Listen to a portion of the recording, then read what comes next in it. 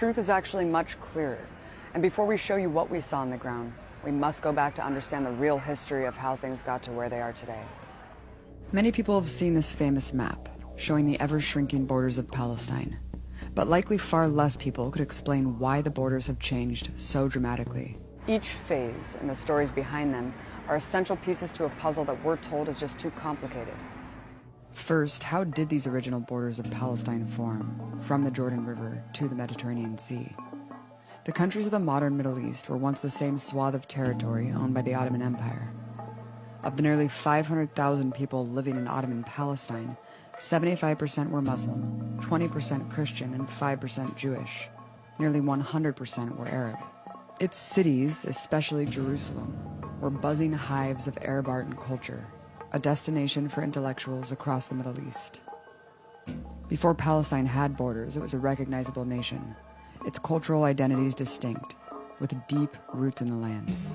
But plans for that land were being made elsewhere in the world.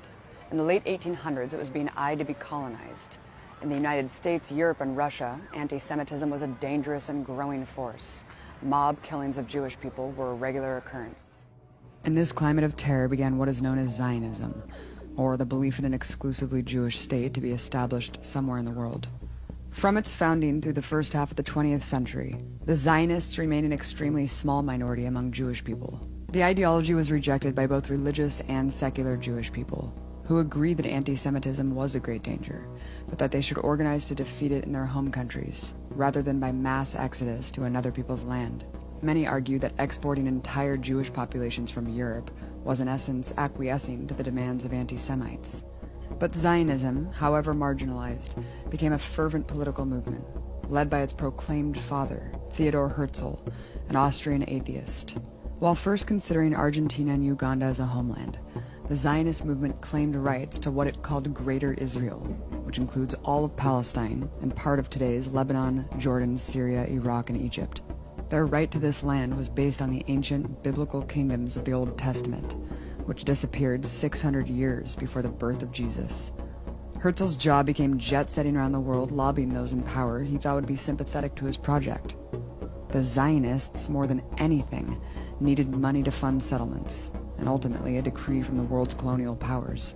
Herzl wrote to the Grand Duke of Baden, "If it is God's will that we return to our historic fatherland, we should like to do so as representatives of Western civilization and bring cleanliness, order, and well-established customs to this plague-ridden, blighted corner of the Orient." The early Zionists promised to make Palestine a vanguard against barbarism, aka an extension of Western military power, and build highways of the civilized peoples, aka trade for European millionaires. The center of the campaign for the creation of Israel was the slogan, "A land without a people, for a people without a land." The assertion that there were no people in Palestine prior to Zionist settlements became the keystone of their policies. They were always very well aware of the people there. In the words of another leading Zionist, Israel Zangwill, Palestine is not so much occupied by the Arabs as overrun by them. From its inception, political Zionism was not only a plan for colonization and expansion, but one of expulsion of the land's indigenous inhabitants. Much of historic Palestine was semi-feudal, with farmers living and working on land owned by wealthy individuals who lived far away in fancy cities of Syria and Jordan. Zionist settlers began purchasing this land in 1882. Many evicted its indigenous people to build the first settlements. Despite Jews, Muslims, and Christians living in relative harmony for thousands of years, this sprouted immediate tension and conflict. With the Zionist project getting a slow start, a new opportunity presented itself with the outbreak of World War I. Herzl and his partners knew the victors would be slicing up the colonies of the losers, which included Palestine. Aristocrats from Great Britain, France, and Russia were secretly carving up the Middle East amongst themselves. The infamous Sykes-Picot Agreement drew new borders, creating Jordan, Lebanon, Syria, and the first formal borders of Palestine. It was put under British colonial control. Riots in Jerusalem protested the takeover by yet another empire. With Ottoman Palestine becoming British Mandate Palestine, the Zionist movement had won a major step. With the flick of a wrist, a small group of British lords issued the Balfour Declaration, pledging to help achieve this objective. The British made it much easier for well-funded settlement projects to take more Palestinian land, dispossessing even more people. Yet Zionists' aim for a homeland in all of Greater Israel, without the indigenous Arabs, was still driving them. In 1919, a U.S. envoy reported, "The Zionists looked forward to a practically complete dispossession of the present non-Jewish inhabitants of Palestine." Settlers had now become 10% of the population, growing with large donations from Western tycoons. The settlements had already created a refugee crisis. This photo from 1929 depicts a rally in Syria of Palestinian refugees, of which there were 50,000.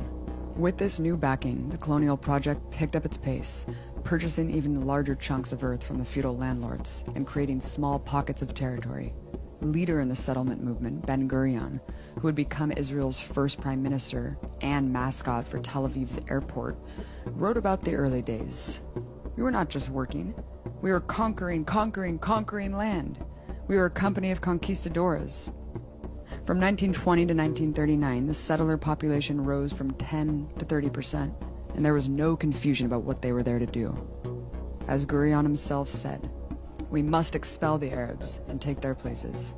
Throughout these years, Palestinians launched several attacks on the encroaching settlements. Big clashes between settlers and Palestinians in cities grew deadly, killing many on both sides. But an era of wildly disproportionate death was about to begin. In 1936, the Palestinians launched a mass general strike. Protests lit up in numerous cities, and the strike held strong for 6 months. While initially peaceful, the British occupiers responded by declaring martial law. They recruited Zionist fighters to join them in raiding and attacking Palestinian villages. Scores of dissidents were executed. The strike evolved into an armed uprising against British rule. The British, along with their Zionist partners, used a strategy of blowing up thousands of Palestinian homes. On a single day in the village of Jaffa, they demolished over 200. This uprising was drowned in blood by the sheer force of the British imperial machine by 1939. 5,000 Palestinians were left dead. On the other side, 300 settlers and 250 British soldiers.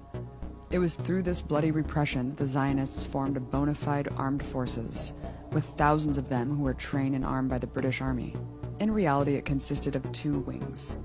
The Haganah, the official military force recognized by British authorities, and the other, a more radical wing, the Zionist militias. The biggest, the Irgun, with membership in the thousands. The Irgun was a more hard-line terrorist organization that mostly targeted Palestinians, bombing civilian markets and more. Years later, they would also start attacking British soldiers. Their most famous attack was the bombing of the King David Hotel, murdering 91 people, among them 17 Jews. This ruthless approach of the Irgun was so popular in the settler consciousness that one of its head commanders, who presided over many massacres, would later become Prime Minister of Israel, Menachem Begin. Albert Einstein and dozens of other Jewish academics and icons published a letter in the New York Times describing Begin's movement as a political party closely akin in its organization, methods, political philosophy, and social appeal to the Nazi and fascist parties. As both the Haganah and the Irgun advanced colonization, their goal remained clear. President of the Jewish National Fund, a group designated to reclaim the land of Israel, Joseph Weitz, wrote in 1940, "There is no room for both people in this country, and there is no way, besides transferring the Arabs from here to neighboring countries, to transfer them all. We must not leave a single village, a single tribe." The unprecedented genocide by the Nazi cancer killed at least 6 million Jewish people. Millions more were exterminated for their nationality, for being gay, leftists, and more. The utter fear the Holocaust unleashed greatly popularized the formerly fringe ideology of Zionism to large sectors of Jewish society. Finally, in 1947, the 70-year-long lobbying campaign to be granted a formal state came to fruition. The British Crown turned its colony of Palestine over to the United Nations, which cut it into pieces, changing this phase of Palestine's map, speckled with small dots of settler territory, into this, the Jewish state of Israel, which was created on top of another country, gifted with 55% of its land.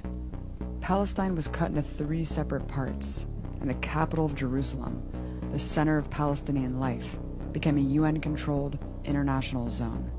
But there was a big problem for the Zionists. Their new state was still 40% Arab.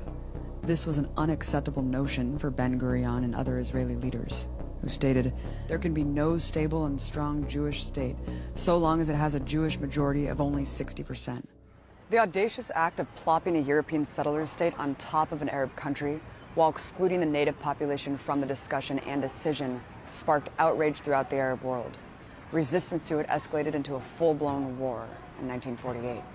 Months after the war began, the Haganah and Irgun launched a joint campaign to address another problem, called Plan Dalet. Plan Dalet targeted the most passive, peaceful communities so that all Palestinians would flee. The series of terrorist attacks and mass expulsions that followed is known as the Nakba, or the catastrophe. The infant year of the State of Israel was one of widespread, vicious massacres. Deir Yassin, a village with no reported resistance, was stormed by settler militia. They bombed homes, committed mass rape of women before executing them, and other atrocities. One child survivor tells the harrowing account of his entire family being lined up and shot, including his mother, as she breastfed her newborn baby. 200 people were murdered. According to a Red Cross official who visited the site days later, here, the cleaning up had been done with machine guns and hand grenades. It had been finished off with knives. Just 12 days later, Jewish forces bombed and raided the heavily populated city of Haifa, while sadistically broadcasting horror recordings over loudspeakers of Arab women wailing, and messages like, "Flee for your lives. The Jews are using poison gas and nuclear weapons." In Abu Shusha, Israeli forces attacked and occupied the village. The Palestinians that stayed in their homes were punished with rape and hacked to death with axes. Fleeing villagers were shot on sight. 60 people were officially killed, but years later, 52 more bodies were found in a mass grave. Al-Dawayima was also captured by Israeli forces, who murdered its men, women, and children. 200 bodies were found, with another 250 missing. Days later, Israeli troops marched into the village of Saliha and blew up a mosque, killing the nearly 80 people taking refuge inside. After the remaining villagers were ordered into the square, Israeli troops unleashed a rain of bullets upon them from machine guns mounted on armored vehicles, murdering another 70 people. One of the few survivors from the brutal attack recounts the bodies being left to rot for days before they were bulldozed into a mosque and blown up. Those who tried to resist in any way were collectively punished. One of the bloodiest of the massacres during the 1948 war was in the town of Ladia, where soldiers indiscriminately killed nearly every civilian in sight after gunshots were allegedly fired from a nearby mosque. State forces threw grenades into windows and shot those escaping their burning homes. According to Israeli military sources, 250 people were killed in just 30 minutes. This terror campaign largely accomplished what it set out to do. In each of these villages, and in hundreds more, the Arab population left in its entirety. Eyewitness British General John Bagot Glubb doesn't hide the colonial savagery. It would be an exaggeration to claim that great numbers were massacred, but just enough were killed, or roughly handled, to make sure that all the civilian population took flight. Senior Israeli officer Yosef Namani wrote that in some villages, Palestinians greeted them with white flags and food.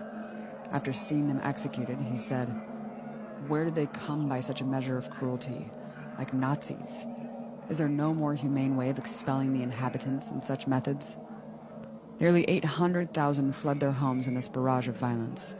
More than half of the Arab population in all of Palestine, and 80% of the Palestinians within the new Israel. They were forced into other countries and packed in refugee camps. A shocking 500 Palestinian towns and villages were ethnically cleansed and razed to the ground. The rubble would be the foundation of the new Israeli settlements. Moshe Dayan, a military commander in the 1948 war and national icon, stated, "Jewish villages were built in the place of Arab villages. You don't even know the names of these Arab villages, and I don't blame you, because the geography books no longer exist. Not only do the books not exist, the Arab villages aren't there either. There is not one single place built in this country that did not have a former Arab population." In this brutal rampage, the military already seized half of what had been allotted to the Palestinians. By the end of 1948, Zionists had conquered 78% of Palestine. Palestinians now left with only 22%.